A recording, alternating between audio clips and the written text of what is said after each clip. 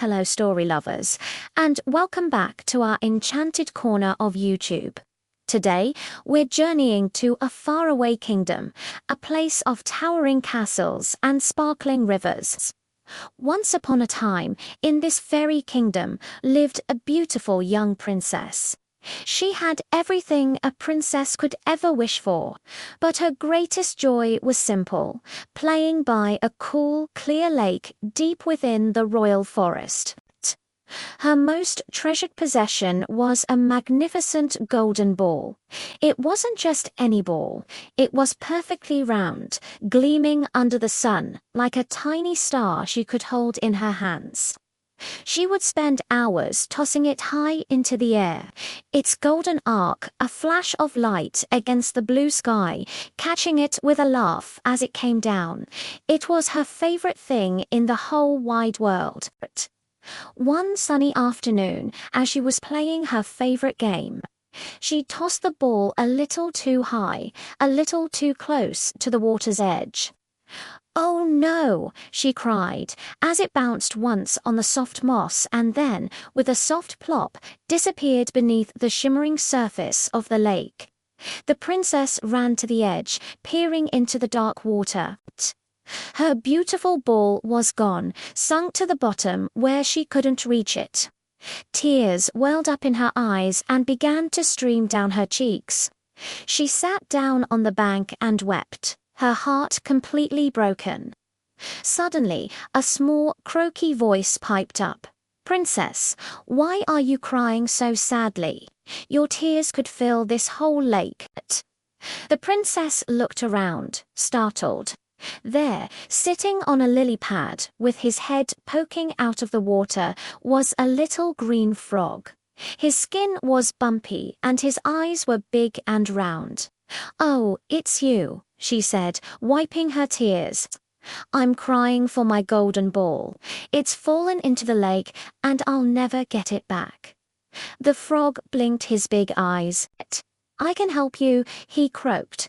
"I can dive down and bring back your golden ball. But what will you give me in return?" "Anything you want, dear frog," the princess exclaimed, her hope renewed. "My jewels, my finest dresses, even my crown." The frog shook his head. "I don't want your jewels or your crown. What I want is a friend. Promise me that you will love me and let me live with you in the castle. Let me eat from your golden plate and sleep on your silken pillow." The princess thought this was a silly request. How could a frog live in a castle? But she was desperate. "Yes, yes, I promise," she declared. "Just bring me back my ball." Without another word, the frog dove deep into the water. A few moments later, he resurfaced with the golden ball in his mouth and tossed it onto the grass. The princess was overjoyed. She snatched up her precious toy, and without a second thought for the little frog, she ran back towards the castle. "Wait," the frog croaked after her. "Wait for me. You promised." But the princess didn't listen. She was just happy to have her ball back. The next evening, as the princess sat at the grand dinner table with her father, the king, there was a strange sound. A soft splish-splash came up the marble stairs, followed by a tiny knock at the door. "Open the door, dear princess, open the door," a small voice called. The princess, curious, went to the door and opened it, only to find the little green frog hopping on the steps. She slammed the door shut in fright and hurried back to her seat, her face pale. The king noticed her fear. "My child, what is it? Is there a giant at the door?" He asked. "No, father," she whispered. "It's just a dreadful frog." She explained the whole story of the lost ball and the promise she had made. Just then, the knocking came again, and the frog's voice called out, "Princess, princess, remember your word. Let me in." The king looked at his daughter sternly. "A promise is a promise," he said. You must keep your word. Go and let him in." With a heavy heart, the princess opened the door. The frog hopped in and followed her to the table. "Lift me up beside you, so I may eat from your golden plate," he croaked. The princess shuddered but did as he asked. The food didn't taste nearly as good with the frog sharing her plate. When dinner was over, the frog said, "I am tired. Now carry me to your room so I can sleep on your silken pillow." The thought made the princess want to cry, but her father's watchful eyes reminded her of her duty.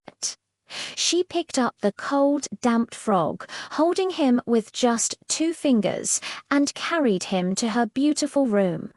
She placed him on her soft silk pillow, but the sight of him there was too much to bear. She felt angry and disgusted. But then she remembered her father's words, "A promise is a promise." She took a deep breath, and instead of anger, she felt a tiny bit of pity for the lonely little creature. She gently patted his head.